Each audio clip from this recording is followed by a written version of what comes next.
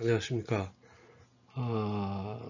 이번 2학기 여러분들 창업 아이디어 개발이라고 하는 교과목을 담당한 우강섭 교수입니다. 여러분들과는 아직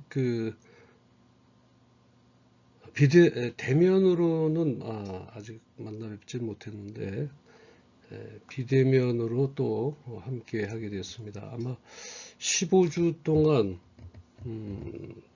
강의를 하면서 아마 기말 시험 정도에나 한번 대면 수업을 가질까 이렇게 생각을 하고 있습니다. 창업 아이디어 개발에 들어가기 전에 몇 가지 OT 정도로 생각하시고 참고하셨으면 좋을 것 같습니다. 이 비대면 수업에는 우리가 점수를 했었을 때는 20% 정도의 가감점이 들어갑니다. 그런데 여러분들이 과제물이나 또는 수업 참여도 기말 시험이나 또 중간고사를 볼 때 거의 다 비슷하게 점수가 이렇게 나오더라고요. 그런데 그렇다면 변별력을 좀 주기 위해서 여러분들의 특별히 이 비대면 수업에는 기간을 둡니다. 학교에서는 5일에서 일주일을 주게 되어 있는데 여러분들이 그 시간 내에 출석, 즉 과제물을 시청하지 않으면 제가 출석을 체크하는 것이 아니라 학교의 컴퓨터가 출석을 체크를 합니다. 물론 교수의 재량으로 여러분들의 어떤 여러 가지 공적인 사유가 있을 때는 그 기간을 조금 늘릴 수는 있지만 자유자재로 지나간 날짜를 통해서 다시 그 강의를 들을 수 있고 볼 수 있는 날짜를 늘려주는 것은 합법화된 것은 아닙니다. 따라서 여러분들이 한 학기 동안 이제 2학기를 마치실 텐데 마치는 시간까지 어떤 개인적 사정이 있을 수 있죠. 사람이 살아가고 또 여러분들은 전부 또 직장을 가지고 있는 분들이 대다수이다 보니 여러 가지 개인 사정이 없을 수는 없습니다. 그러나 대면 수업일 때는 여러 가지의 것들을 참고하고 참작하는 반면에 비대면 수업은 이것에 대해서 상당히 가볍게 생각하시는 분들이 있더라고요. 그래서 이 수업을 참관하는 이런 시스템에 대해서 나중에는 저희가 시간을 늘려줄 수 없는 경우도 있을 수 있습니다. 따라서 여러분들이 그 전에 사전에 시청하지 못할 일이 있다면 저에게 개인적으로 연락을 주셔도 좋고 아니면 과대표를 통해서 연락을 주셔도 됩니다. 여러분들이 아마 단체 톡이 있는 것으로 알고 있으니까 거기서 특별한 사유를 말씀해 주시면 조금 더 기간을 늘리던가 그런 수밖에 없습니다. 왜냐하면 대면 수업일 때는 제가 나름대로 체크를 할 수가 있는데 이 비대면에서는 출석 수업이 조금 난해한 부분이 좀 있습니다. 학교에서도 그것을 나중에는 교수의 재량으로도 열지 못하게끔 하는 경우가 있기 때문에 여러분들이 실제적으로 같이 협조를 좀 해주셨으면 하는 바람을 말씀드려보고요. 그리고 이 비대면 수업에는 특징이 있습니다. 뭐 바쁘실 때는 조금 이렇게 보지 않더라도 이렇게 같이 귀로도 들을 수가 있으니까 조금 열어 놓으시고, 그리고 저는 이제 이미 15주까지의 제 강의 계획서를 다 채워놨기 때문에 오늘 그 강의 계획서를 보면서 여러분들하고 같이 15주 동안 어떻게 할 것인지를 나누도록 하겠습니다. 특별히 창업 아이디어 개발에 대해서는 여러분들이 실질적으로 기업을 하시는 분도 있을 거고, 또는 직장 생활을 하시는 분도 있을 거고, 그 다음에 학생으로서 강의를 듣는 그런 분도 계실 것입니다. 여러분들하고는 이제 3학년이 되고요. 그 다음에 또 4학년이 되는 내년까지 있으므로 아마 함께 하지 않을까 이렇게 싶습니다. 이 창업 아이디어 개발은 여러분들의 직종에 따라서 다를 수는 있죠. 다를 수는 있지만 그 다른 것들이 총체적으로는 어차피 그 궁극적 목표는 최소의 투자를 통해서 최대 효과를 얻는 게 경영의 궁극적인 목표라고 저는 생각을 합니다. 그리고 학술적으로나 실제 우리가 사회생활에 나가서 경영은 그렇게 이루어져야 한다고 생각을 합니다.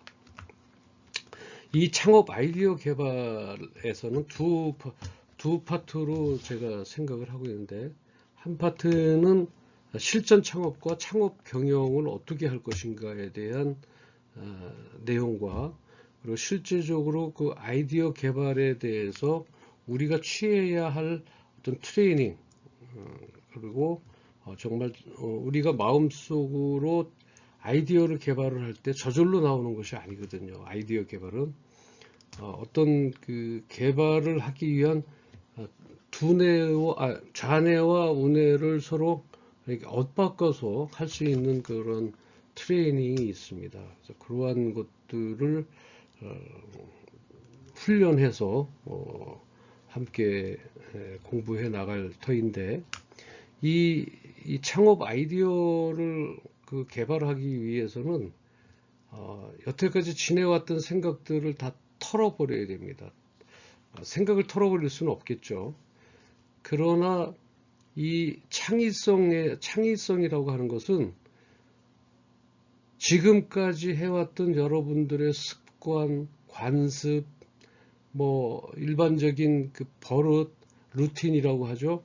이런 것들을 조금은 솎아내야 된다는 거죠. 이것은 머리가 좋은 사람은 잘 되고 머리가 안 좋은 사람들은 못 된다라는 개념은 없습니다. 여러 학자들이 발표한 대로 이 창의성은 머리하고 전혀 관계가 없습니다. 뭐 99%의 노력과 1%의 영감이다. 뭐 에디슨도 이렇게 얘기했듯이, 이것은 훈련에 의해서 창의성이 개발되는 것입니다. 즉 다시 말해서 창의성이라고 얘기하는 것은 아이디어를 개발하는데 반드시 있어야 할 우리의 좌뇌에 있다는 것이죠. 그래서 이 뇌를 움직이고 그 뇌를 트레이닝 시킬 수 있는 그러한 그 실전은 아니지만 우리가 여러 가지 방법을 취해서 그것을 7주부터 저희가 1주에서 6주까지 또는 7주까지는 실전 창업과 창업 경영에 대한 이론을 하고요. 8주부터 15주까지 창업 아이디어에 관련된 트레이닝과 그 트레이닝의 예시 또는 샘플을 보고 함께 어떻게 해 나가야 될 것인가, 또는 어떻게 우리가 훈련을 받으면은 이 머리에 관습된 것, 지금까지 해왔던 것들, 경험적인 사고라든지 이런 것을 떨쳐버리고 실제적인 아이디어 개발을 어떻게 할 것인가에 대해서 공부를 하도록 할 것입니다.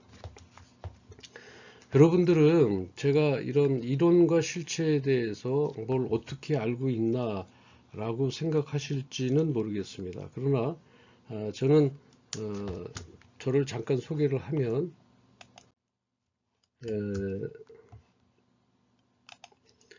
저는 현재 영역이요. 요 밑에 이제 빨간 걸로 보겠습니다. 영역은 화학부터 소재, 환경, 전기, 전자, 기계, 섬유, 부품, 금형, 경영, 융합 경영 이것을 전부 경험을 하고 여기에 보시면 사업계획서 작성 평가가 6,000건 정도가 됩니다. 이것은 무엇을 뜻하냐면 이거는 실전에서 제가 했다는 것인데 이거는 요 위에 경력사항에 보시면 중소기업기술진흥원 티파의 평가위원으로 있으면서 그리고 그 밑에 K스타트업이라고 해서 여기 멘토의 평가위원으로서 서울 창조혁신센터의 멘토, 경기 창조 경제혁신센터 전문위원 및 멘토로서 그리고 또 여기 안에서 조금 보셔야 될 거는 중소기업진흥공단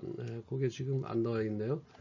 그 다음에 스마트 소상공인 지원센터 전문위원으로서 여기 있네요. 중소기업 벤처기업부 평가위원 요게 여기에 있으면서 현재도 제가 평가위원으로 있으면서 여기에 사업계획서를 약 6,000건 이상을 저희가 핸들링해서 평가를 했습니다. 다시 말하면 기업들이 어떤 그 아이디어나 또는 연구개발을 통해서 무엇인가를 만들어야 되는데 이 만들어야 되는 이 제품까지 만들려면 보통 한 1억에서 뭐 많게는 10억까지도 정부에서 지원을 해줍니다. 물론 상환하지 않는 것인데 이 상환하지 않는 돈을 기업들이 청구를 했을 때 그냥 주지는 않겠죠. 여러분들도 만약에 오너라면 여러분들이 대표이사라고 가정한다면 직원을 뽑을 때 아무나 뽑지 않듯이 그 사람의 이력서와 그 사람의 경험과 또 학벌에 중요하지는 않지만 그 사람의 학교에서 무엇을 전공했는지를 보게 되죠. 그죠? 그래서 사회에서 어떤 것을 주로 많이 했고 하는 것을 보게 됩니다. 이때 모든 기업들에게 연구개발 자금을 다 전달해 주면 좋겠죠. 그러나 정부 예산도 있고 하다 보니 특정 기업, 다시 말하면 이력서, 회사의 이력서인 사업계획서를 보고 일단 선정과 미선정을 가립니다. 선정된 기업에 한해서 다시 파워포인트로 해서 약 10분간의 대면 평가를 합니다. 그래서 요 밑에 보시면 파란 걸로 할게요. 요 밑에 보시면 대면 평가라고 하는 요게 1376회를 제가 했습니다. 이건 어떤 방법으로 하냐면 발표를 할 기업에서 그 물건을 만들겠다라고 하는 그 파워포인트를 만들어서 교수들이 모인 곳에 보통 한 6명 정도 모입니다. 또는 이제 그 연구원의 연구원이든지 이런 사람들이 이제 모여서 그 사람의 발표를 듣습니다. 듣고 사전 이제 그 다 들어본 후에 질문을 하죠. 그래서 그것이 사업성이 있는 건지 또는 기술성은 어떤 방법으로 기술을 개발할 것인지에 대한 것을 저희들이 질문을 하죠. 질문하면 아이디어가 좋은 제품들이 상당히 많아요. 많은데 연구 개발이라고 하는 것은 그 자체에서 뭔가를 아이디어를 내야 되는데 어떤 분들은 이렇게 두 개를 붙여서 이쪽으로는 검정색을 쓸 수 이쪽은 파란색을 쓸 수 있습니다 라고 하는 기술은 어태치먼트 된 거예요. 이렇게 붙어 있는 거는 기술이 아닙니다. 다시 말하면 물론 이게 붙여서 이 A와 B를 붙였을 때 C라고 하는 전혀 다른 문제가 나오거나 다른 제품이 나온다면 그걸 이제 우리가 컨버전스라고 해서 융합이라고 해서 제품을 개발할 수는 있습니다. 그런데 이거는 볼펜과 볼펜이 붙어서 볼펜입니다. 이런 거는 기술이 아닌 이런 것들에 대한 기술성을 묻고요. 진위 여부를 가려내게 되죠. 이 진위 여부를 가려내면서 이 대면 평가를 이제 통해서 10분 동안 해서 여기서 점수를 내면 그 사람들이 선정된 거죠. 최종 선정이죠. 처음에는 사업계획서, 그리고 그 다음에 대면 평가를 통한 이제 그 평가. 그래서 거기에 취업돼서 된 분들이 정부에서 이제 뭐 3억을 개발을 해라. 물론 자부담금은 있습니다. 예전엔 자부담금이 없었는데 너무 자부담금이 없다 보니까 그 돈이 씀씀이가 좀 헤퍼지기도 하고 뭐 여러 가지 문제들이 발생을 좀 했습니다. 그러다 보니 자부담금은 뭐 예를 들어 한 15%에서 20%를 냅니다. 3억을 받으면 약 3억에 포함된 20%이기 때문에 한 뭐 몇천만, 한 2천만 원 정도 될까요? 그 정도 한번 계산을 해보면 되겠지만 한번 해볼까요? 2억 2억을 우리가 지원받으면 0.2%니까 계산할 것도 없네요. 뭐 2억을 받아서 0.2%가 자부담금이다라고 하면 뭐 한 약 4천만 원을 내야 되나요? 실제적으로 그게 포함된 가격이기 때문에 4천만 원이 좀 안 될 겁니다. 아마 2억이라 그러면 원래는 20%니까 4천만 원인데 그 20% 자부담금이 포함된 2억이기 때문에 한 1,800만 원, 1,500만 원 정도 내면 2억을 같이 정부에서 나머지 금액을 우리 통장으로 넣어주고 그 통장을 통해서 우리가 아이디어 개발한 것을 가지고 이제 연구 개발을 해서 그 제품이 나오면 그것을 가지고 창업을 할 수 있게끔 그러한 것들을 하고요. 그 다음에 여기 현장 기술 평가 요거는 이제 그 다른 상환하는 돈이지만 정부에서 지원해 주는 돈이 있습니다. 이 돈을 얻기 위해서도 사실은 아무나 줄 수는 없거든요. 어차피 은행에 가면 담보를 제공하지만 정부에서 주는 돈은 담보가 없습니다. 그러다 보면 현장이 과연 그렇게 실제로 돌아가고 있는지를 현장 이제 지도를 나가게 되죠. 그런 기업 지도 같은 경우도 약 120회 정도 했고요. 현장 기술 평가도 약 130회 정도 해서 이러한 기술들에 대해서 그런 기술을 가지고 창의성 평가라고 하는 것도 있습니다. 요건 이제 얼마나 창의가 있는지 그런 것도 이제 제가 평가를 해서 실전에서 제가 많은 것을 경험해서 여기 그 영역의 요거를 개발을 해서 이렇게 특허를 등록을 보유하는데 제가 물론 제 개인 거는 아닙니다. 저도 법인이 있기 때문에 법인의 14건의 특허를 보유하고 있습니다. 물론 특허를 가지고 있다고 해서 이 특허가 전부 재산이 될 수는 없죠. 물론 다만 지적재산권이나 또는 여기 특허 등록 보유를 통해서 정부 지원 사업을 받을 수 있는 이점을 가지고 있기 때문에 특허를 하나 보유하는 것도 저는 좋다고 생각을 합니다. 그리고 컨설팅 쪽에는 이제 창업을 통해서 중견기업은 이제 제가 좀 큰 회사인데요. 이걸 한 800억에서 한 1000억 정도 하는 회사. 그리고 이제 그런 회사들 제가 한 4회 정도 그 컨설팅 경영에 대해서 어떻게 경영하고 어떤 방법으로 자금을 조달하고 어떻게 홍보 마케팅을 해서 수출하고 전시회는 어떻게 열 것인가 이러한 뭐 여러 가지 것들을 4회 정도 했고요. 그다음에 중소기업이 이제 한 83회 정도, 소기업은 뭐 많은 소기업을 제가 거의 한 20년 정도 되네요. 한 20년 정도의 이런 실무와 이런 경력을 가지고 있습니다.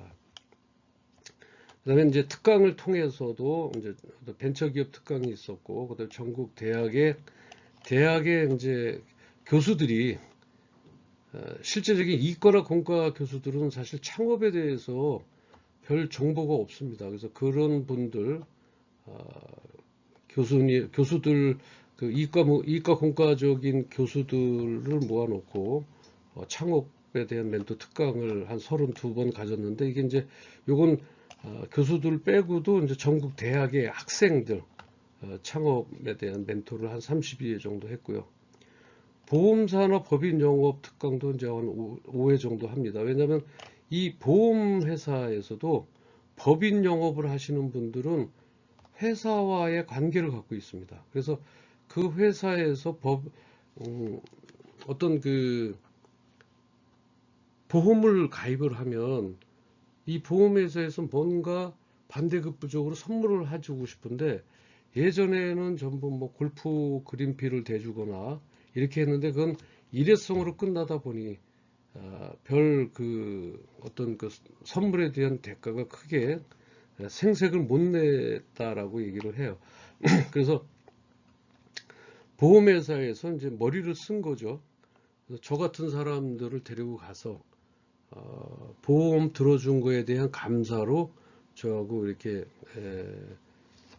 그 컨설팅에 관련된 문제, 자기네들 자금 문제라든지 또는 어떻게 그 연구개발 자금을 정부에서 얻어서 어떻게 선정되고 어떠한 방법으로 PT를 할 때는 어떻게 PT를 하고, 또 예상 질문은 어떤 것이 나오고, 또 그것을 가지고 만든 난 후에는 어떻게 또 샘플링을 해서 그것을 판매, 양산할 것인가, 공장은 어떻게 취득을 하고, 이러한 것들을 해주니까 상당히 좋아했어요.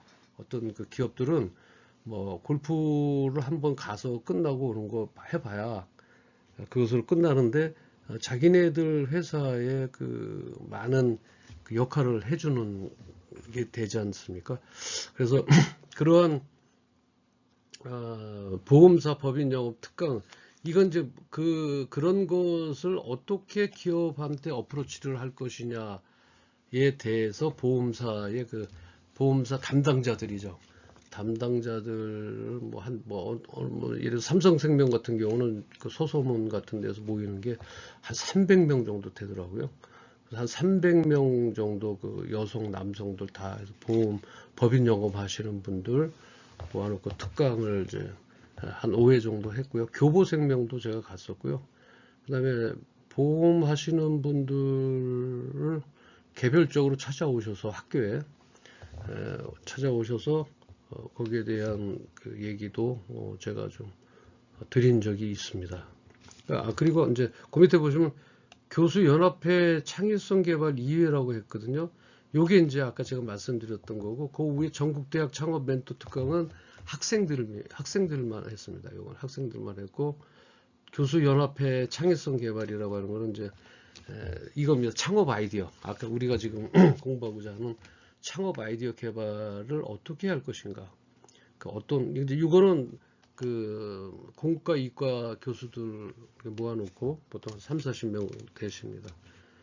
그 다음에 여기 밑에 이제 탈북민 창업 경영 요 사회를 했는데, 북한에서 이제 탈출하신 분들이 한국에 와서 취직을 하면 다행인데, 취직을 해서 적응을 잘 못하는 분들이 있더라고요. 근데 그분들은 그 장사에 대한 또 소질이 있다고 그래요. 그래서 그런 분들에서 창업은 어떻게 시작해서 세무 회계 쪽은 어떻게 할 것이고, 또 어떤 방향으로 창업을 해서 어떻게 그 홍보를 해서 나갈 것인가에 대해서 저희가 4회 정도, 이 탈북민 연합회가 있더라고요. 거기 연합회 강당에 가서 제가 한 4회 정도 4번에 걸쳐서 한번 한 적이 있고요. 그리고 뭐 기고나 책을 이제 뭐 썼고요. 뭐 이건 뭐, 그리고 제가 좀 말씀드리고 싶은 거는 이런 그 테크노파크라든지, 부산 테크노파크는 뭐 제가 멀어서 자주는 못 갔습니다. 1년에 한 분 정도, 이건 이제 차비를 주기 때문에 내려가거든요. 차비를 주기 때문에. 그래서 여기서 이제 제가 여러분들한테 제 자랑을 해봐야 뭐 나오는 것도 없고, 그러나 여러분들이 저를 만났습니다. 그리고 또 저 같은 사람들이 이렇게 비일비재하거나 그러진 않습니다. 그리고 저 같은 사람을 만나려면요, 돈을 내고 만납니다. 저도 1시간에 대화할 때 얼마를 받고 대화를 하거든요. 그러나 여러분들 이렇게 만났으니까, 혹시 여러분들이 창업을 한다든지 또 정부 지원을 어떻게 받아야 된다든지, 또는 내가 하고 있는데 R&D 지원 자금을 어떻게 받았으면 좋겠는지, 또 특허는 어떻게 내야 또 싸게 낼 수 있는지, 뭐 여러 가지 경영을 하다 보면은 정말 많습니다. 뭐 아이템이 틀리다고 그래서 제가 모르는 게 아닙니다. 제가 아까 요거 영역에 보셨죠? 이 영역에 보시면 이러한 것들을 한 지가 이제 30년이 넘었어요. 요거는요. 평가 업무 한 지는 이제 20년 됐고요. 이제 지금까지 하고 있는데 요즘에는 이제 잘 안 불러요. 왜냐하면 나이가 좀 되니까 새로운 젊은 사람들, 젊은 교수들을, 그다음에 젊은 연구원들을 많이 이제 좀, 그렇죠. 그게 저는 맞다고 생각합니다. 그러나 저 같은 사람들은 아주 예리하다고 할까요? 뭐 저만 예리한 게 아니라 저처럼 한 이제 뭐 20년 정도 되면 이게 사업계획서를 보더라도요, 다 안 봅니다. 그 사업계획서 뭐 30장씩 써갖고 오는데 언제 봐서 언제 평가를 하겠어요? 저희가 보는 데가 있어요, 몇 군데. 그런데 보고서 그게 어느 정도 신빙성이 있거나 어느 정도 디테일하면 그것으로 저희가 바로 선정 비선정을 해요. 근데 거의 맞아요. 그래서 그런 사람들에 대한 기술력이 어떻다든지, 그래서 제가 이제 가지고 있는 게 여기에 보시면 요 지금 이게 보이실려나 모르겠네. 여기 요 뒤에 제가 이제 경영 지도사라고 하는, 여기 지금 제 얼굴 때문에 안 보일 것 같은데 여기 자격, 요 안에 이제 자격증이 있고 뒤에 경영 지도사가 있고요. 경영 지도사는 국가 자격증입니다. 중기부 여기서 발행하는 거 어디 갔어요? 여기 평가, 여기 중소기업 평가부에서 발행 시험 보는 국가 자격증이고, 그다음에 기술 평가사라고 하는 게 있어요. 기술을 평가를 합니다. 저는 이 기술을 보고 어떠한 부류고 어떠한 기술성이 있는지를 나름대로 평가를 하고요. 기술 경영사라고 하는 또 요 뒤에 자격증이 있는데, 그거는 기술을 가지고 어떻게 경영을 하면 어떻게 미래 가치가 나올 것인지에 대한 그런 것들을 하고 있습니다. 지금 우리가 이제 그래서 그런 기술을 경영하고 경영하는 곳에 이제 기술과 경영을 융합을 해서 어떻게 경영해 나갈 거라고 하는 것들. 그래서 저는 뭐 여러분들한테 제가 이 말씀을 왜 드리냐면, 사실 우리 학우들 여기 모여 있는 분들이 실제적으로 경영상의 어려움이 있든 어떤 뭐 R&D 지원 사업에 대해서 관심이 있든 누구한테 물어볼 수 있는 사람이 없습니다. 물론 있죠. 이 중간에 뭐라 그러죠? 브로커라고 하나요? 이런 것들을 가지고 회사에 마치 정부 기업인 양 이렇게 이제 메일을 보낸다든지 직접 찾아와서 상담을 한다든지 이렇게 하는 분들이 있어요. 그럼 그분들은 다 돈을 받습니다. 뭐 벤처기업 인증을 하나 내주는데도 100에서 150만 원을 받죠. 그리고 회사에 인증이 필요한 것들에 대해서 다 돈을 받아요. 근데 사실 정부에서 그렇게 돌아다니지는 않습니다. 참고로 말씀드리면 뭐 이상한 뭐 중소기업진흥공단 협의회 뭐 이렇게 해서 하는데, 중소기업진흥공단이라고는 중기부 산하에 있어요. 있지만 중소기업진흥공단 협의회 이런 단체는 없습니다. 근데 그게 개인이 만들어서 마치 자기네들이 정부에서 이렇게 파견된 것처럼 해서, 이제 물론 그 사람들이 해주는 것들은 사기는 아니에요. 물론 이제 원하고자 하는 것을 해주죠. 벤처기업을 만들어 주는 건 만들어 줄 수는 있어요. 근데 예전처럼 벤처기업이 혼자서 이렇게 이제 대리해서 해주고 그랬었거든요.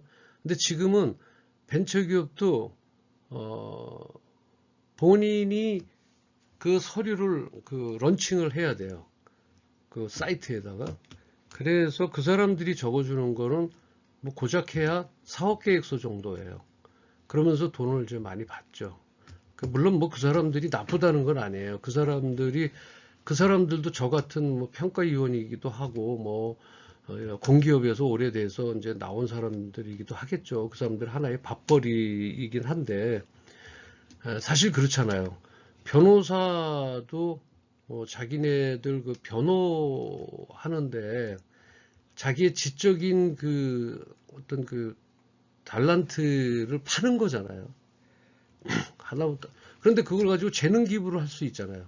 자기가 알고 있는 지식을 그냥 얘기해 줄 수 있는데 여러분들 변호사 사무실에 가본 적 있으신가요? 거기 가면 처음에는 사무장이 무료로 해주지만 그 다음부터는 그 돈을 받습니다. 시간당 또는 뭐 이렇게 얼마씩 받고서 상담을 해주고 그 다음에 실질적으로 변론에 들어갈 때 뭐 300이든 400이든 500이든 이제 별도로 받잖아요.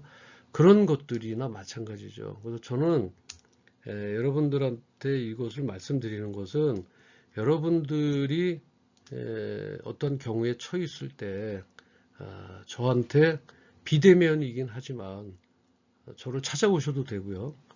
왜냐하면 지금 우리가 이렇게 모여서 같이 공부하고 강의하는 것이 뭐 때문에 이렇게 하는 거예요? 우리가 뭐 이론적인 거 근거로 해서 어디 가서 박사를 따서 지금 뭐 어디 나가려고 하는 건 아니잖아요. 물론 뭐 석사를 하시려고 하는 분도 있겠지만 석사를 했을 때는 뭐 이론적인 공부도 분명히 필요합니다. 그러나 결국은 어떤 이론적으로만 지금 되는 것은 아니거든요. 그래서 이 실천, 이런 실기, 실습, 현장 실무를 배우지 않으면 이제는 경영하는 것도 힘들어진다는 얘기죠. 그런데 그것이 오너가, 즉 대표이사가 전부 다 아나요? 모르죠. 제가 수천 개의 회사들을 만나봤어요. 근데 대표이사들은 정말 바빠요. 진짜 바쁩니다. 영업해야죠. 인적관리 해야죠. 예를 들어서 제조면 자재 구입해야 되죠. 또 자재 급여 또 계산해 줘야 되죠. 거래처 뚫어야죠. 또 거래처 관리하려면 또 식사해야 되죠. 또 중간중간에 뭐 만나서 뭐 골프도 치고 뭐 하다못해 탁구도 치고 뭐그 거래처하고도 같이 좀 해줘요. 이런 거가 대표이사가 하는데 어디 가서 지금 여기서 무슨 사업 계획서를 작성을 하고 그러겠어요. 어디 가서 중기부에서 참여하는 그것을 하겠어요. 절대 못합니다. 그리고 처음에는 한다고 이렇게 해요.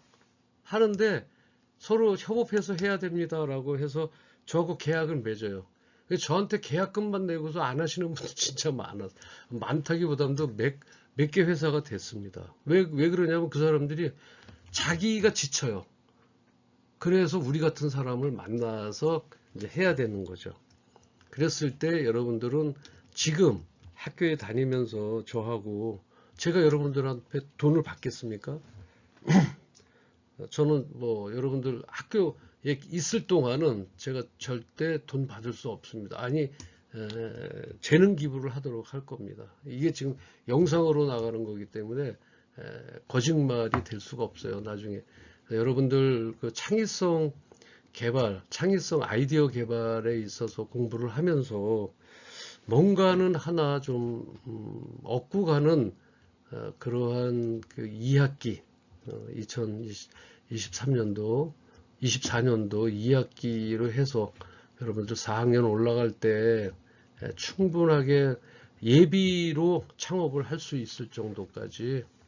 그래서 제가 창업에 대해서는 그냥 창업을 하면서부터 폐업까지 여러분들이 아마 다 필요하지 않을까. 저도 폐업을 많이 시켜드렸어요. 너무너무 힘든 곳에. 그리고 뭐 폐업이 이렇게 어려운 건 아니지만 법인 같은 경우에 청산 절차를 밟아야 될 경우는 있어요. 예를 들어서 법인을 설립을 할 때 제가 할 수는 있어요. 물론 뭐 제가 하는 게 아니라 같이 이제 협조하는 사람이 있는데 거기에 예를 들어서 보통 법인 요즘에 할 때 얼마 들는지 모르겠네요. 법무사에서 통하게 하면 꽤 많이 들걸요. 한 70만 원 정도. 뭐 많게는 뭐 100만 원까지 들 수도 있어요. 그런데 우리가 직접 발로 뛰면 세금만 내면 됩니다. 뭐 한 17만 원? 세금이 뭐 취득세 뭐 해서 한 17만 원 정도 든다는 거죠. 그런 방법 가이드라인을 그렇다고 법무사가 나쁜 사람이라는 건 아닙니다. 법무사는 법무사대로 그렇게 모든 것을 알고 그게 지적재산권이잖아요. 자기의. 변호사와 같은 거고요. 또 저와 같은 거예요. 그 사람들은 그만큼 배워온 거고 법무사로서의 대행 업무를 하는 거죠. 그래서 그러한 맥락으로 본다면 그분들을 통하지 않더라도 우리가 발품을 팔아서 나간다면 많은 돈을 절약할 수 있죠. 그리고 우리가 이제 그 창업을 하면서 이제 배우시겠지만 세금을 탈세를 하자 그러는 것이 아니라 절세할 수 있는 방법이 많거든요. 근데 절세하지 못하고 돈이 많아서 그런지 모르겠는데 나라에 어떤 뭐 보탬이 되라고 이렇게 주시는지는 모르겠지만 내가 기업을 하면서 누려야 될 권리가 있어요. 물론 의무 있습니다. 국세, 지방세 다 잘 꼬박꼬박 내시고 종합소득세 또 법인이면 법인세 다 내셔야죠. 그러나 내는 과정에 내가 우리 회사를 위해서 쓴 돈이 있다면 또는 내가 공적인 돈이 있다면 그만큼은 공제를 받아야 될 거잖아요. 근데 그 공제 받는 것들이 좀 상당히 좀 광범위하기 때문에 그런 것을 잘 모르시는 분들은 꼬박꼬박 세금을 다 내고 있다라고 하는 것이죠. 그래서 그런 법인세나 세금에 대한 절감에 대한 문제들 이런 것들을 좀 눈여겨 보시고요. 굳이 이렇게 창업 아이디어에 대해서 공부하기로 하셨으니까 아이디어를 내서 뭔가가 전에 한번 오래전입니다. 몇 년 전에 우리 이런 창업 아이디어 과목을 배우면서 본과 학생이죠. 본과 학생하고 이제 하면서 걔가 뭔가 아이디어를 내서 자기가 그거 가지고 창업하겠다고 그런 적도 있었습니다. 그래서 그 정도로 우리는 하면서 창의성을 개발해 가면서 아이디어를 도출해내는 것까지 여러분들과 한번 같이 해보려고 합니다. 그 와중에 이제 어차피 창업 쪽이니까 여러분들이 하고 있는 회사가 있든지 아니면 다니고 있는 회사가 어떠한 문제에 봉착되어 있든지 또는 어떠한 자금 문제가 있든지 공장을 이전을 한다든지 이런 부분에 있어서 고민이 있다면 그것이 서로 대화하고 그것을 풀어가는 것이 사실은 우리가 공부하는 거 아닌가요? 우리가 뭐 이론적으로 해서 역사를 배우고 뭐 그거에 흘러나오는 것들을 배우는 것보다 지금은 이제 NCS 그러니까 우리가 그 교육이 이론적 교육을 탈피하자라고 하는 게 이제 우리 학교의 또 슬로건이잖아요. 물론 그것도 있어요. 이론적으로 하지 말자는 게 아니라 이 과목을 통해서 실전으로 나가서 배울 거기서 써먹자는 거죠. 뭐 속된 말로. 근데 이런 게 있어요. 보통 4년제 대학에서 예를 들어서요. 무역학과를 나왔어요. 그럼 무역학과 나온 사람이 실제적으로 무역회사에 가서 바로 투입돼서 그 사람을 사용할 수 있느냐? 사용 못합니다. 처음부터 왜냐하면 어떤 이 학교에서 배우는 것은 이론적인 것이 좀 좁고 깊은 거죠. 그러나 사회에는요, 포괄적입니다. 넓고 얇더라도 넓게 해야 자기의 실무 담당자가 될 수 있는 거예요. 제가 학부에서는 화학을 했어요. 그래서 화학을 하고 제가 취직을 한번 했었습니다. 대기업에 취직을 했는데 S그룹에 취직을 해서 거기 식품연구소라고 하는 곳에서 근무를 한 적이 있는데 처음부터 다시 배워요. 비거부터 다시 비거 닦는 법부터. 그러니까 거기에 맞게끔 그 사람을 트레이닝 시켜야 되는데 예전에는 사실은 우리가 그러지 않았거든요. 이론에 너무 집착되어 있다 보니까 실질적으로 현장에서 투입되는 것들이 어려웠어요.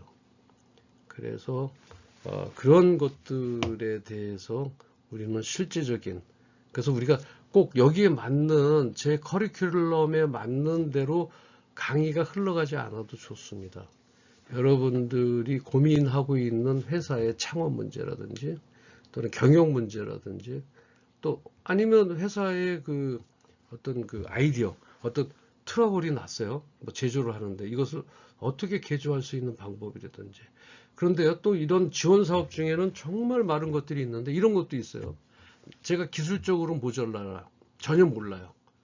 예를 들면 볼펜을 제가 들고 있는데 이 볼펜을 깎는 기술은 몰라요.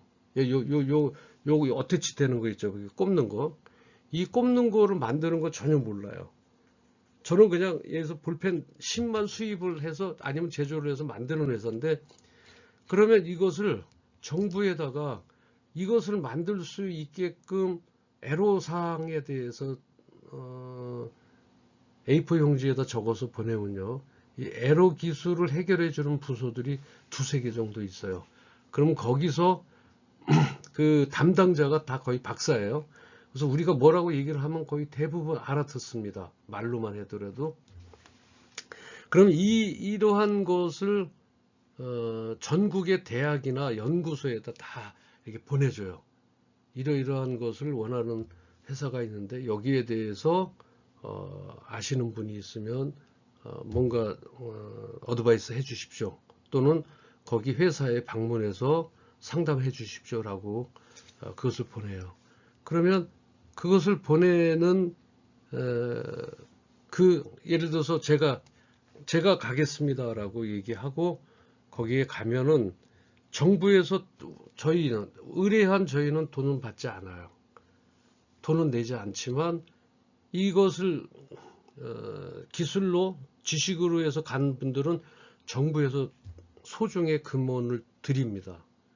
그래서 기업들은 돈은 내지 않지만 담당 전문가들은 정부로부터 소정의 금원을 받아요.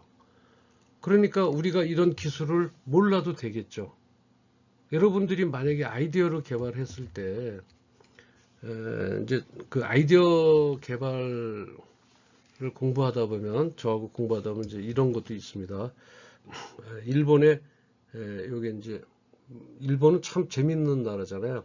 이 아래 이제 비가 오잖아요. 비가 오면 여기다 와이퍼를 달아서 이렇게 와이퍼가 움직여요. 이런 안경이 실제적으로 일본에 있어요. 나와 있습니다. 물론 그것을 팔아서 부자는 되지는 못했겠지만 여러분들 일본에 가시면은 물론 다이소 같은 그 백엔샵도 있지만 돈키호테라고 하는 데가 있어요. 그 돈키호테라는 사람이 좀 약간 뭐 개구진다 그럴까요? 조금 4차원이잖아요. 그러한 돈키호테에 가면 정말 별의별 것이 많이 있는데 거기에 가면 그 안경을 팝니다. 그랬을 때 그 사람이 그걸 개발할 때 이거 와이퍼처럼 움직이게 하는 기술은 내가 몰라도 된다는 얘기예요. 우리나라에서. 요거를 움직이게끔 개발해주는 사람을 의뢰를 하면 돼요. 그래서 그런 식으로 어떤 기술이나 이런 것들을 우리가 해 나갈 수 있다라고 하는 것이죠. 그래서 꼭 기술이 우리가 없다고 치더라도 아이디어만 창출이 된다면 그것은 대단한 일이죠. 그 아이디어만 가지고도 그 물건을 만들 수 있어요, 없어요? 만들 수 있습니다. 그래서 그러한 문제들, 기술적인 문제는 차지하고 어떤 아이디어, 나의 불편한 점, 내가 예를 들어서 어떤 것이 불편했는데 그 불편을 해소하기 위해서는 요것만 이렇게 하면 될 것 같아요. 그런데 이렇게 할 수 있는 이 기술력은 몰라요. 모르더라도 그 기술력을 지원해 줄 수 있는 정부의 지원사업부가 있어요. 그러니까 우리 정부에서 정말 그 중소기업을 지원하는 것들이 상당히 많아요. 그것뿐만이 아니라 또 예를 하나 들어볼까요? 예를 하나 좀 들어볼게요. 예를 들어서 여러분이 카페를 하나 이제 창업을 하려고 합니다. 소상공인이니까 이제 카페 창업을 하려고 하는데 그 카페 창업을 통해서 뭔가를 이루기 위해서는 사전에 뭘 준비를 해야 될까요? 보통 여러분들 내가 카페를 창업하려고 그러면 뭐부터 준비해야 될까요? 물론 자금은 있다고 치고요. 내가 여유 자금이 있든 대출한 자금, 대출이 가능성이 있어서 됐든지 간에 그런 것이 있다면 여러분들은 무엇을 해야 될까요? 맨 처음에. 뭐 여러 가지 의견이 나올 수 있죠. 시장 조사해야 됩니다. 시장 조사 어떻게 하죠? 예전에는 발품을 팔아서 내가 예를 들어서 하고자 하는 지역에 발품을 팔아서 그 지역에 예를 들어서 100m 이내에 내가 하고자 하는 유사한 저가 카페, 저가 그 커피 프랜차이즈점이 몇 개나 있고 또 개인 카페 있죠. 그리고 저기 브랜드 노 브랜드라고 하나요? 그 브랜드 없이 자기가 개발해서 판매하는 그런 카페가 몇 개 있고 이런 것들을 알아야 됩니다. 그러려면 어떻게 해야 돼요? 100m를 기준으로 해서 자기가 스스로 그 모든 것을 발품을 팔아서 가야 돼요. 그래서 그게 하루아침에 다 이루어지나요? 뭐 차를 타고 가도 사실은 어디가 100m가 어디가 어딘지 그냥 대충 동서남북 찍어서 차로 가면서 몇 개 있나?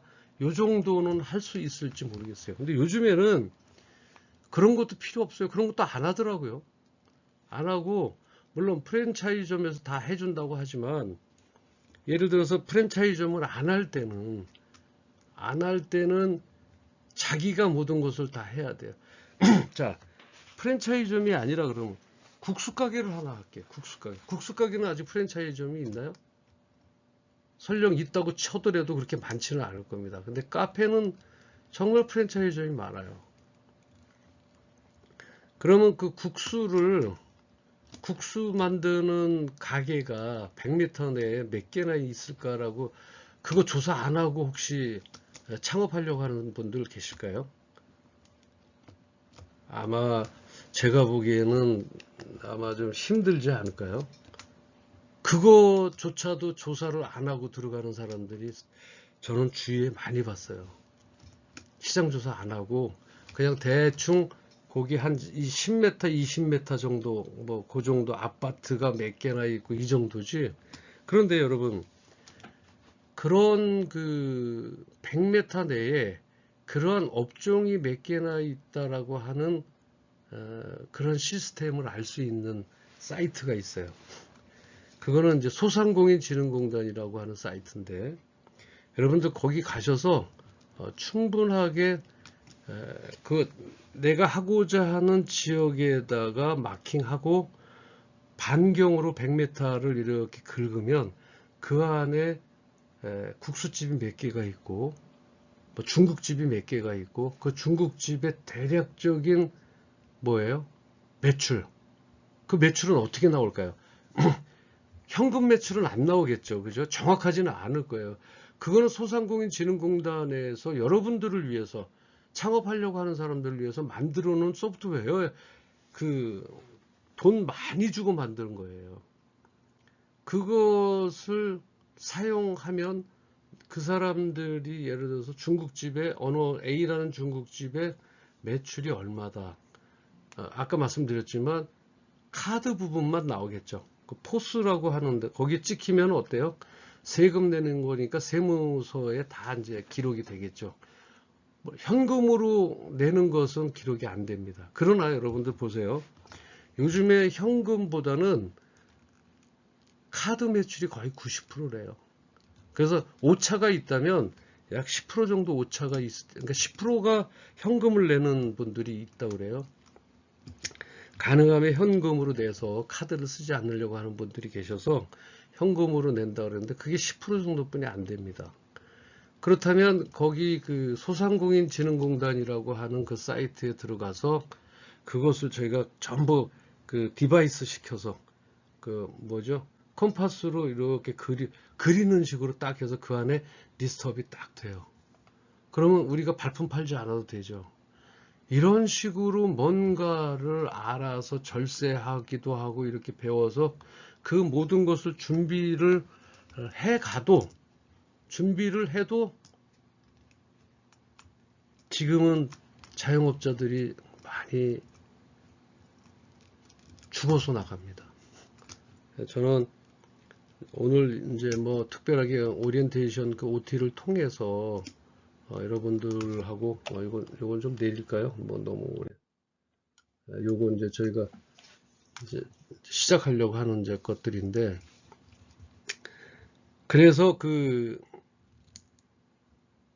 창업하는 분들을 어느 모 방송국에서 이제 정말 죽어가는 자영업자들에 대해서 그러니까 이렇게 해서 다큐멘터리로 해서 하는 것을 저는 그런데 이제 관심이 많으니까 이제 유튜브를 통해서 봤는데, 지금 우리나라 경제가 정말 안 좋아요.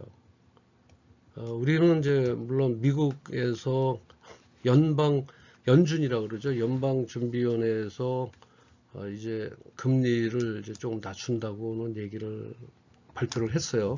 며칠 전에. 여러분도 알다시피 우리나라는 미국에 많이 종속돼 있어요. 경제가 더욱 그렇고 정치 면에서도 그렇고, 뭐 종속되어 있다는 게 뭐 어떤 나쁜 의미에서 그 밑에 있다는 게 아니라 미국에 의해서 우리나라가 좌지우지 되는 경우가 이제 경제 정치가 많이 그렇습니다. 미국에서 기침을 하면 우리나라는 뭐 감기가 걸린다 이런 식으로도 여러분도 알고 계실 텐데, 연준에서 미국이 그러니까 연방준비위원회에서 금리를 낮춘다고 그랬어요. 그럼 이제 우리나라도 이제 금리가 좀 마음대로 우리가 주관적으로 그것을 할 수는 없지만 그래도 조금은 우리가 조정을 할 수가 있거든요. 그런데 미국에서 금리를 낮춘다 그러면 이제 우리도 금리가 좀 낮아질 거란 말이죠. 그래서 지금 경제 부동산이 많이 지금 정말 부동산도 죽어나간다고 봐야죠. 그 부동산이 죽어나가는 이유가 뭐예요? 우리나라 금리가 지금 너무 높잖아요. 너무 높아서 영끌이라고 그래요. 영원을 끌어서 집을 산 분들이 지금 이자 때문에 죽어나갑니다. 벌어서 사람들 보면 영끌로 해서 집을 사신 분들을 돈 벌어서 다 이자로 지금 내보내고 있어요. 자, 10억짜리 집을 사는데 내 돈 2억 가지고 8억은 우리가 금리가 낮았을 때 뭐 나중에는 뭐 금리가 뭐 0%까지 가네 할 정도예요. 그때가 0% 생각하니까 이제 일본 같은 경우는 정말 0%에서 집을 사기에 이렇게 어려움은 없다고 봐요. 자기네들. 그런데 그 당시에 샀다가 지금 예를 들어서 1억을 했었을 때 약 4년 전만 해도 1억에 대한 이자가 약 30만 원 정도 됐어요. 지금 4년 전에 1억에 대한 이제 그 은행 이자가. 그런데 지금 얼마예요? 60 몇만 원이에요. 그럼 거의 2배 이상이거든요. 그런데 만약에 예를 들어서 8억을 했다고 쳐보세요. 아무리 작은 이자였으면 거의 한 500만 원 돈 나가죠. 이자만. 8억에 대한 이자가 그렇게 되나요? 그래서 38은 24, 240에다가 그렇죠. 한 400만 원 정도 되겠네요. 대략 잡아서. 8억에 대한 이자가 싼 거예요. 제가 지금 대충 싸게 한 건데, 이것을 해서 집 사갖고서 그 월세를 받아갖고 했던 사람들이 못 당겨내잖아요. 그래서 정말 생을 마감하신 분도 있고 그런 쪽들이 좀 많이 있었고요. 그러다 보니까 경제가 부동산이 많이 침체되어 있어서 아파트 값이 이렇게 내려갔잖아요. 방법이 없으니까. 그게 뭐 누구 잘못이다, 뭐 정치의 잘못이다라고 했는데 저는 그렇게 생각 안 합니다. 정치를 누가 했든지 간에 그럴 수밖에 없었던 어떤 글로벌화된 그런 경제 사정이 있었어요. 미국에서 내가 너무 나간 것 같으네요. 이제 뭐 그런 뭐 미국이 또 할 얘기가 많습니다. 이 경제에 대해서는 왜 이렇게 돼서 앞으로 어떻게 나가야 될 것인가라고 이제 하는데, 저는 지금 혹시 자영업을 하실 분들이 있다면 나는 되겠지 이렇게 생각하시고 하면은 백전백패입니다. 보세요. 보통 지금 프랜차이즈점들 그 금액이 낮은 그 카페들 있죠. 그 저가 커피. 그 뭐 예를 들면 뭐 백다방이라든지 뭐 만차 컴포즈, 베가 뭐 이런 거 하는데 약 1억 원 정도 들어가요. 아니 그러니까 그거는 뭐 차지합시다. 내가 뭐 그런 사람들하고 또 괜히 시비에 말릴 수가 있으니까 그건 제 개인적이고, 물론 이론적과 다 증빙 서류가 있어요. 근데 괜히 뭐 이런 데서 그거 해라 하지 말라라고 할 수 없으니까 그냥 이렇게 합시다. 우리가 김치찌개 집을 하려 그래요. 여러분들이 김치찌개 뭐 잘 만드시니까 아이 뭐 이 정도야 뭐 한번 나는 되겠지. 다른 사람들은 부지런하지 못해서 아마 안 됐을 거야 라고 아마 생각하실지는 모르겠어요. 그러나 아무리 부지런하고 아무리 해도요, 준비와 사전 시장조사 정말 이런 거 6개월, 1년 동안 준비하지 않으면요 백전백패예요. 저는 확신합니다. 만약에 그게 잘 됐다 그러면 그 로또 맞은 거나 비슷하다고 저는 생각을 해요. 그래서 김치찌개 장사를 만약에 해서 여러분들이 얼마 해야 될 것 같아요? 김치찌개 최소한 5천만 원이 있어야 돼요. 최소한. 정말 동네에서 한다 그래도 집 끼고 냉장고 뭐 그 안에 들어가는 인테리어 비용 뭐 의자 5천만 원 들어가겠어요. 제가 말씀드리는 건 인테리어 비용 없는 거. 그런데 없게 할 수 있나요? 어느 정도 하다 보면 1억 들어갑니다. 1억. 제가 거기에 대한 자료를 다 갖고 있어요. 있으면서 이제 제가 이제 어디 발표할 때가 있어서 우리나라 자영업에 관련돼서 지금 조사 중이고 이제 하고 있는데, 김치찌개 집을 하나 하더라도 1억이 들어가는데 그거 6개월 후에 망합니다. 만약에 준비를 잘 안 돼. 김치찌개 했다고 해서 망한다 그러는 거 아니라, 그런 분들이 잘못해서 시장조사 잘못하고 준비 잘못하면 망하거든요. 망하게 돼 있어요. 지금 여러분들 쭉쭉 가보세요. 김치찌개집 생겼다가, 아니 무슨 고깃집 생겼다가 한 3개월도 못 가는데 많아요. 그럼 거기에서 적자 보는 게 얼마나 적자 볼 것 같아요? 한 3개월 만에? 여러분들 한번 생각은 해보셨는지 모르겠네요. 3개월 만에 보통 만약에 문 닫으면요 최소한 절반 반토막 납니다. 누가 인테리어 비용 보상해주지 않죠. 또 인테리어 했으면 주인이 뭐라 그러는지 아세요? 인테리어 다 뜯고 나가라 그런다고. 인테리어 비용 그대로 안 쓰겠다는 얘기예요. 또 어떤 좀 나쁜 곳은요, 그 인테리어를 뜯으라고 얘기해놓고 자기가 뜯는다고 그러고 자기가 써요. 그런 나쁜 사람도 있어요. 실례로. 다 그런 건 아니고 100명 중에 1명 정도는 있다는 얘기죠.